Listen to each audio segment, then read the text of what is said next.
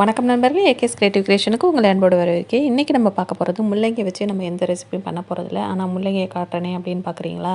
ஆமாங்க, இந்த முள்ளங்கியில் உள்ள இந்த கீரையை வச்சு தான் நம்ம இன்றைக்கி ஒரு ரெசிபி பண்ண போகிறோம். இந்த முள்ளங்கி கீரையில் ரொம்ப மருத்துவ பலன்கள் அதிகமாக இருக்குதுங்க. இது பார்த்திங்கன்னா நார்ச்சத்து அதிகமாக இருக்குது. பொதுவாக கீரைனால இரும்புச்சத்து இருக்கும்.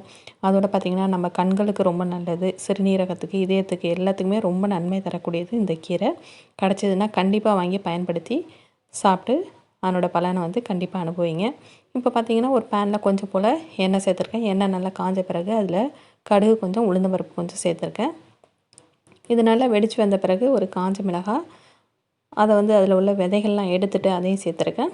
கொஞ்சம் போல் பெருங்காயத்தூளும் சேர்த்துருக்கேன். இதோட ஒரு பெரிய வெங்காயம் பொடிப்படியாக கட் பண்ணி வச்சுருக்கேன். அந்த வெங்காயத்தையும் உள்ளே சேர்த்துட்டு இதை ஒரு லைட்டாக ஒரு கண்ணாடி பதம் வர அளவுக்கு லைட்டாக வதக்கிடலாம்.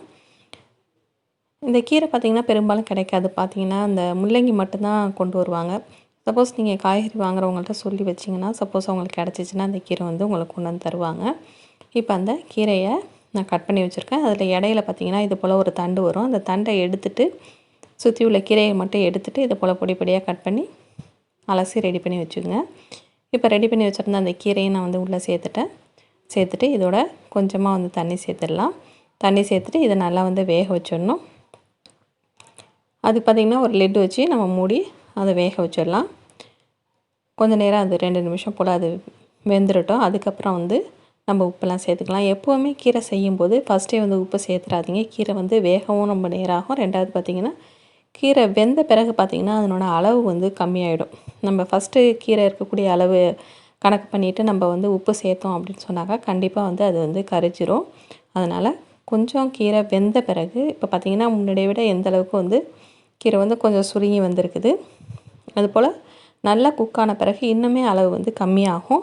அந்த நேரத்தில் நீங்கள் அந்த டிஷ்ஷுக்கு தேவையான அளவுக்கு உப்பு சேர்த்துக்கலாம். இப்போ ஓப்பன் பண்ணி பார்த்துடலாம். இப்போ பார்த்திங்கனாக்கா நல்லாவே வந்துடுச்சு கீரை. இப்போ எந்த ஸ்டேஜில் பார்த்திங்கன்னா இதுக்கு தேவையான அளவுக்கு உப்பையும் நம்ம சேர்த்துடலாம். உப்பு சேர்த்துட்டு நல்லா கலந்து விட்டுடலாம். கலந்து விட்டுட்டு இதோட தேங்காய் துருவல் கொஞ்சம் சேர்த்துட்றேன். அவ்வளோதான், நமக்கு ரொம்ப ரொம்ப ஆரோக்கியமான கீரை பொரியல் ரெடி ஆயிடுச்சு. கண்டிப்பாக வீடியோ பிடிச்சிருக்குன்னு பிடிச்சிருந்தா மறக்காமல் லைக் பண்ணுங்கள், ஷேர் பண்ணுங்கள்.